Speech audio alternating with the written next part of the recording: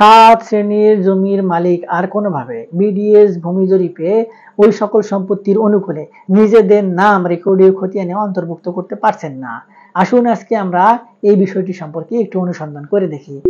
আর এই ভিডিওটি দেখার পর যদি আমার এই ভিডিওটি আপনার ভালো লেগে থাকে কিংবা কোনো উপকারে আসে কিংবা এই ধরনের আরো কোনো ভিডিও পেতে চান তাহলে আমাদের চ্যানেলটি সাবস্ক্রাইব করে রাখবেন। আর যদি আপনারা নিয়মিত হয়ে থাকেন তাহলে লাইক কমেন্ট শেয়ার করে আমাদেরকে অনুপ্রেরণা দিবেন।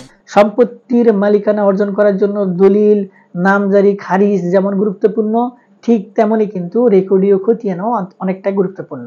এখন রেকর্ডীয় খতিয়ানই হচ্ছে একমাত্র মাধ্যম যেটির মাধ্যমে সরকারিভাবে প্রমাণ করা যায় কোন ব্যক্তি কিভাবে কোন সূত্র ধরে সম্পত্তির মালিকানা অর্জন করেছেন। এখন যে সকল ব্যক্তি এই যে ৭ শ্রেণীর সম্পত্তির কথা বলবো, এই ৭ শ্রেণীর কোনো একটি শ্রেণীর মধ্যে পড়ে তাহলে তারা কিন্তু আর কোনোভাবে ওই সকল সম্পত্তির অনুকূলে সরকারিভাবে ওই সকল সম্পত্তিতে নিজেদের নাম অন্তর্ভুক্ত করতে পারছেন না, অর্থাৎ রেকর্ডীয় খতিয়ানে নাম অন্তর্ভুক্ত করতে পারছেন না। এখন এই ৭ শ্রেণীর সম্পত্তি নিয়ে যদি একটু আলোচনা করেন তাহলে আমাদেরকে সর্বপ্রথম গুরুত্ব দিয়ে আলোচনা করতে হয় খাস খতিয়ানভুক্ত সম্পত্তি। এখন সরকারের যেগুলো খাস খতিয়ান কিংবা নথিভুক্ত সম্পত্তি, এই সম্পত্তিগুলো কিন্তু সরকার যেগুলো রাষ্ট্রীয় কাজে ব্যবহার করতে পারে না সেই সম্পত্তিগুলো বিভিন্ন ব্যক্তির কাছে বিভিন্ন মেয়াদে লিজ দিয়ে থাকে। এখন কোনো ব্যক্তি যদি ওই সকল সম্পত্তি লিজ নিয়ে দীর্ঘদিন ধরে ভোগ দখল করতে থাকে, এখন উনি যদি মৃত্যুবরণ করে তারপরে যে তার ওয়ারিশেরা ওই সকল সম্পত্তি ওয়ারিশান সূত্রে ভোগ দখল করতে থাকে, এখন সরকার কখনো কখনো ওই সকল সম্পত্তির খোঁজ খবর কিন্তু রাখার সময় পায় না। এখন ওই সকল ব্যক্তি যদি তার পিতার সম্পত্তি কিংবা নিজস্ব মালিকানাধীন সম্পত্তি মনে করে সেগুলো ভোগ দখল করে পরবর্তীতে কারো কাছে বিক্রি করে দেয় কিংবা তারা নিজেরাও ভোগ দখল করে, সেক্ষেত্রে যাদের কাছে বিক্রি করলেন তার কাছে যদি দলিল তৈরি করে দেয়, এখন ওই সকল ব্যক্তি যদি সম্পত্তি নিশ্চিন্তে ভোগ দখল করে, এখন এসে কিন্তু এই সকল সম্পত্তির আসল যে গুমর সেটি কিন্তু ফাঁস হয়ে যাবে। সরকার আপনার আগের যে রেকর্ডীয় খতিয়ান সেগুলো তল্লাশি দিয়ে দেখবেন যে ওই সকল সম্পত্তি খাস খতিয়ানভুক্ত সম্পত্তি, এই সম্পত্তি কিন্তু কোনোভাবেই সরকার বিক্রি করবে না কিংবা সরকারের বিক্রি করার প্রয়োজন পড়ে না। তাই ওই সকল সম্পত্তি এখন যারা মালিকানা দাবি করে এই রেকর্ডীয় খতিয়ানে নাম অন্তর্ভুক্ত করতে যাবেন তারা কিন্তু ফেঁসে যাবেন, তাদের নামে আর কোনোভাবে রেকর্ডীয় খতিয়ানে অন্তর্ভুক্ত করার সুযোগ থাকবে না। এরপরে আর একটি গুরুত্বপূর্ণ বিষয় আছে অর্পিত সম্পত্তি। এখন কোনো একজন ব্যক্তি কোন একটি সম্পত্তির মালিক, তিনি যদি ওই সকল সম্পত্তি দেখভালের সুযোগ না পায় কিংবা সময় না পায়, কোনো ব্যক্তিকে যদি দেখভালের দায়িত্ব দিয়ে যায়, অর্থাৎ সোজা কথায় অর্পিত রেখে তারা যদি অন্য কোথাও অবস্থান করে, অর্থাৎ দেশের বাহিরে কিংবা চাকুরির সুবাদে অন্য কোথাও অবস্থান করে, তারা ঠিকঠাক মতো সম্পত্তিগুলোতে দেখভাল কিংবা মালিকানা প্রতিষ্ঠা করার সুযোগ পায় না, একজনকে ওই সকল সম্পত্তির মালিকানা বুঝিয়ে দিয়ে তারা অন্যত্র অবস্থান করে। আর একটি সবথেকে বড় উদাহরণ হচ্ছে বাংলাদেশে যখন মুক্তিযুদ্ধ হয়েছিল তখন অনেক ব্যক্তি কিন্তু সম্পত্তির মায়া ত্যাগ করে অন্যত্রে অবস্থান করে কিংবা অন্যত্রে চলে গিয়েছিলেন। পরবর্তীতে ওই সকল ব্যক্তি এসে কিন্তু কোনো সম্পত্তি আর বুঝে পান নাই কিংবা তার আসলেও নাই। এখন ওই সকল সম্পত্তি যেহেতু নির্দিষ্ট কোনো মালিকানা নাই, ওই সিএস রেকর্ড তারপরে এসএ রেকর্ডে এসে তাদের নাম, তারপরে দেখা যাচ্ছে হুট করে অন্য একজন ব্যক্তির নাম চলে আসছে।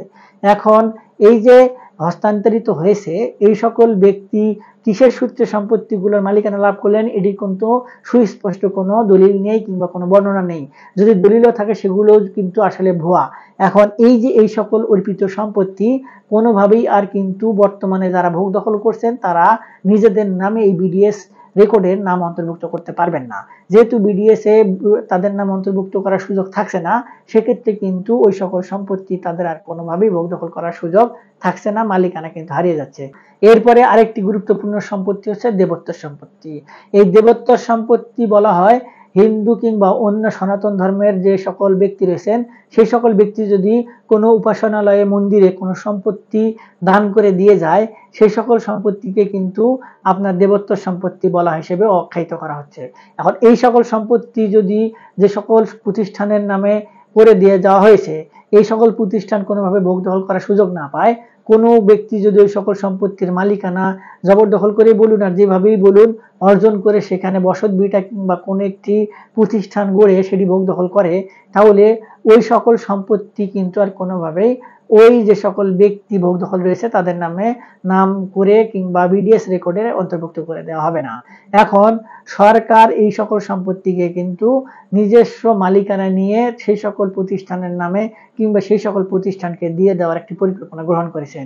এবং এর উৎকৃষ্ট উদাহরণ হচ্ছে গত 2 দিন হয়ে গেল মতিঝিল অংশে একটি মন্দিরের সম্পত্তি প্রায় 50 বছর পরে উদ্ধার করে দেওয়া হয়েছে। এখন এটি সূত্র ধরা হয়েছে সিএস খতিয়ানে এই সম্পত্তিটি ওই মন্দিরের নামে দেওয়া হয়েছিল। এখন এসে দেখা যাচ্ছে যে ওই সকল সম্পত্তিতে মন্দিরের কোনো অস্তিত্ব নেই, কিছু ব্যক্তি সেখানে বসতভিটা গড়ে তুলেছেন। যেহেতু দেবোত্তর সম্পত্তি সিএস খতিয়ানে রয়েছে, এখন ওই সম্পত্তিটি কোন একটি প্রতিষ্ঠানের, সেহেতু ওই প্রতিষ্ঠানের সম্পত্তি কিন্তু কোনোভাবেই কেউ ভোগ দখল করতে পারে না কিংবা মালিকানা অর্জনের সুযোগ নেই, কিংবা ওই প্রতিষ্ঠানের হয়েও কিন্তু ওই সকল সম্পত্তি কেউ কাউকে হস্তান্তর করতে পারেন না। সেহেতু ওই সিএস খতিয়ান ধরে পরবর্তীতে কিন্তু অনেক খতিয়ান হয়েছে, এসএ খতিয়ান হয়েছে, বিএস খতিয়ান হয়েছে, সিটি জরিপ হয়েছে, এগুলোতে অনেক ব্যক্তির নাম হয়েছে। তারপরে কিন্তু ওই সকল ব্যক্তিকে উচ্ছেদ করে ওই সিএস খতিয়ানের সূত্র ধরে দেবোত্তর সম্পত্তি ওই মন্দিরকে কিন্তু ফেরত দেওয়া হয়েছে। যদি প্রমাণ চান ইউটিউবে সার্চ দিয়ে দেখুন, এই ধরনের অনেক চ্যানেলের ভিডিও কিন্তু অ্যাভেলেবল রয়েছে। এরপরে আরেকটি গুরুত্বপূর্ণ সম্পত্তি হচ্ছে, যদি আদালতে কোনো সম্পত্তির মালিকানা সত্ত্ব নিয়ে কোনো মামলা চলমান থাকে, তাহলে যতদিন পর্যন্ত ওই মালিকানা সংক্রান্ত সত্ত্বের কোনো নিষ্পত্তি না হবে কিংবা কোনো একজন ব্যক্তিকে আদালত কর্তৃক নির্দিষ্ট মালিক বলে প্রতিষ্ঠিত করা না হবে, ততদিন পর্যন্ত যদি ওই বিডিএর ভূমি জরিপ ওখানে চলমান থাকে, তাহলে ওই সকল ও সম্পত্তির অনুকূলে কোনো ব্যক্তিকেই কিন্তু আর কোনোভাবে বিডিএস রেকর্ডের নিজের নাম অন্তর্ভুক্ত করে দেওয়া হবে না।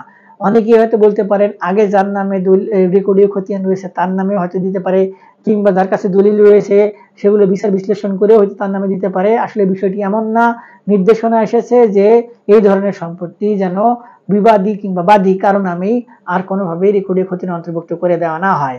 এক্ষেত্রে যদি আদালতের রায় তাৎক্ষণিকভাবে আসে সেক্ষেত্রে হয়তো করে দেওয়া হবে, কিংবা ওই সম্পত্তিতে রেকর্ডীয় খতিয়ানে কারো নাম অন্তর্ভুক্ত না করে দিয়ে গ্যাপ রেখে হয়তো বিডিএস ভূমি জরিপ শেষ করা হবে। পরবর্তীতে আদালতের মামলার রায় যার পক্ষে আসবে তিনি নির্দিষ্ট প্রক্রিয়া সম্পন্ন করে তারপরে নিজের নামে বিডিএস রেকর্ড কিন্তু করে নিতে পারবে। এরপরে আরেকটি গুরুত্বপূর্ণ বিষয় হচ্ছে, যদি কোনো ওয়ারিশান সম্পত্তি কোনো ব্যক্তি ভোগ দখল করে থাকে এবং সেই ওয়ারিশান সম্পত্তির অনুকূলে যদি বর্তমানে কোনো ওয়ারিশান বন্টন দলিল না করেই ভোগ দখল করে, তাহলে যে সকল ব্যক্তি সম্পত্তির মালিকানা অর্জন করেছেন তারা যদি ওই বন্টন দলিল দেখাতে না পারেন, সেক্ষেত্রে কিন্তু ওই সম্পত্তির অনুকূলে ওই ব্যক্তিদের নাম রেকর্ডীয় খতিয়ানে অন্তর্ভুক্ত করে দেওয়া হবে না। এক্ষেত্রে অনেকেই যদি চালাকি করার কোনো চেষ্টা করে, অর্থাৎ অনেকজন ওয়ারিশ রয়েছে তাদের কাউকে কাউকে বাদ দিয়ে কিংবা একটি ভুয়া ওয়ারিশান বন্টন দলিল তৈরি করে সেই বন্টন দলিলটি আপনার এই বিডিএস ভূমি জরিপে আপনার উপস্থাপন করে নিজের নামে ওই সকল সম্পত্তি রেকর্ডীয় খতিয়ানে অন্তর্ভুক্ত করার চেষ্টা করে, তার বিরুদ্ধে কিন্তু আইনগত ব্যবস্থা গ্রহণ করার জন্য নির্দেশনা প্রদান করা হয়েছে। তাই বলাই যাচ্ছে যে আপনার ওয়ারিশান বন্টন দলিল ছাড়া কোনো ব্যক্তি আর কিন্তু কোনো সম্পত্তির ভোগ দখলে থাকলেও, দলিল থাকলেও সেই সকল সম্পত্তির অনুকূলে এই বিডিএস রেকর্ড নিজের নামে করে নিতে পারবেন না। এরপরে আরেকটি গুরুত্বপূর্ণ বিষয় হচ্ছে, কোনো ব্যক্তি যদি কোনো একজন ব্যক্তির কাছে সম্পত্তি ক্রয় করে এবং ওই সম্পত্তির যে দাতা তার যদি কোনোভাবে দলিলে জাল থাকে, কোনো ট্যাম্পারিং থাকে কিংবা ভুয়া দলিল হয়, এবং ওই ভুয়া দলিলের বলে যদি কোনো ব্যক্তি সম্পত্তি ক্রয় করে কিংবা কোনো ব্যক্তি যদি ভুয়া দলিলের বলেও সম্পত্তির মালিকানা অর্জন করে ভোগ দখল করে বর্তমানে, তাহলে ওই সকল দলিলের বলে কিন্তু কোনোভাবেই আর সম্পত্তিতে নিজের নামে রেকর্ডীয় খতিয়ানে নাম অন্তর্ভুক্ত করতে পারবেন না। এক্ষেত্রে যদি কোনো ব্যক্তি প্রমাণিত হয় যে তিনি ভুয়া দলিলের বলে সম্পত্তিতে নিজের নামে রেকর্ডীয় খতিয়ানে অন্তর্ভুক্ত করতে চাচ্ছেন, তাহলে তার নামে কিন্তু যে রেগুলার মামলা সেটি হতে পারে, কিংবা নির্বাহী ম্যাজিস্ট্রেট কিন্তু তাকে সরাসরি সরজমিনে আপনার জেল জরিমানার ব্যবস্থাও করতে পারেন। এরপরে আরেকটি গুরুত্বপূর্ণ বিষয় হচ্ছে জবরদখলকৃত কোনো সম্পত্তি। এখানে অনেকেই কিন্তু তামাদি আইনের 28 ধারা অনুযায়ী কোনো সম্পত্তি জবরদখল করে সেটিকে 12 বছরের অধিক নির্বিঘ্নে ভোগ দখল দেখিয়ে এই রেকর্ডীয় খতিয়ানে নিজের নাম অন্তর্ভুক্ত করার ধান্দায় রয়েছেন। এখন এই যে রেকর্ডীয় খতিয়ান, এই রেকর্ডীয় খতিয়ানে কিন্তু এখন দেখা হচ্ছে যে ব্যক্তি সম্পত্তিটি ভোগ দখল করছেন সেটি কি কোনো রাষ্ট্রীয় সম্পত্তি, কোনো পুকুর কিংবা কোনো খোলা মাঠ কিনা, কিংবা কোনো ব্যক্তির কিনা, কোনো অসহায়ের কিনা, কোনো এতিমের কিনা, এই ধরনের বিষয় কিন্তু খতিয়ে দেখা হচ্ছে। এখন যেহেতু তার কাছে কোনো দলিল নেই, শুধুমাত্র তিনি ভোগ দখল সূত্রে মালিকানা দাবি করে রেকর্ডীয় খতিয়ানে নাম অন্তর্ভুক্ত করতে চাচ্ছেন, সেক্ষেত্রে এই সকল কিংবা এই শ্রেণীর কোনো সম্পত্তি আর ওই ভোগ দখল সূত্রে কোনো ব্যক্তি রেকর্ডীয় খতিয়ানে নিজের নাম অন্তর্ভুক্ত করতে পারছেন না। প্রয়োজনে আসল যে মালিক তাকে খুঁজে বের করে কিংবা তাদেরকে সুযোগ দেওয়া হচ্ছে যে আপনারা দলিল, দস্তাবেজ কিংবা কোনো একটি প্রমাণ নিয়ে আসেন যার মাধ্যমে প্রমাণ করা যায় এই সকল জবরদখলকৃত সম্পত্তি আপনাদেরকে কিন্তু ওই সকল সম্পত্তি বুঝিয়ে দেওয়া হবে, আপনাদের নামে রেকর্ডীয় খতিয়ানে যে থাকবে সেগুলো উল্লেখ করে দেওয়া হবে। তো এই হচ্ছে বিষয়। এই যে সম্পত্তির কথা বলা হলো কিংবা এই সকল মালিকের কথা বলা হলো, এই সকল মালিক কিন্তু কোনোভাবেই আর এই বিডিএস ভূমি জরিপে সুষ্ঠুভাবে নিজেদের নাম অন্তর্ভুক্ত করতে পারবেন না। অনেকেই কমেন্টস করেন, দেখা যাচ্ছে যে তাদের এই সকল সম্পত্তি তারা ভোগ দখল করছে, তাদের বিরুদ্ধে যাচ্ছে, তারা কিন্তু উল্টাপাল্টা কমেন্টস করেন। তো আসলে আপনাদের এই সকল উল্টাপাল্টা কমেন্টস করে কোনো কিন্তু কিছু লাভ নেই, আপনারা কিন্তু ফেসে যাচ্ছেন। এটি হচ্ছে চরম বাস্তবতা। হয়তো অনেকে ঘুষ দিয়ে কিংবা অর্থ দিয়ে নিজেদের নামে রেকর্ডীয় খতিয়ানে অন্তর্ভুক্ত করতে পারবেন, কিন্তু কোনোভাবে যদি ওই সকল রেকর্ডীয় খতিয়ানে নিজের নাম আপনি জালিয়াতির মাধ্যমে অন্তর্ভুক্ত করেছেন এটি প্রমাণ করার সুযোগ থাকে কিংবা কেউ প্রমাণ করার চেষ্টা করে, আদালতে মোকদ্দমা দায়ের করে, সেক্ষেত্রে কিন্তু ভূমি অপরাধ প্রতিরোধ এবং প্রতিকার আইন অনুযায়ী আপনার সর্বোচ্চ 7 বছর জেল হতে পারে কিংবা জরিমানা হতে পারে কিংবা উভয়দণ্ডে দণ্ডিত হওয়ারও কিন্তু সুযোগ রয়েছে। আজকে এ পর্যন্তই, দেখা হবে সামনে নতুন কোনো ভিডিওতে। ততদিন পর্যন্ত ভালো থাকবেন। ধন্যবাদ।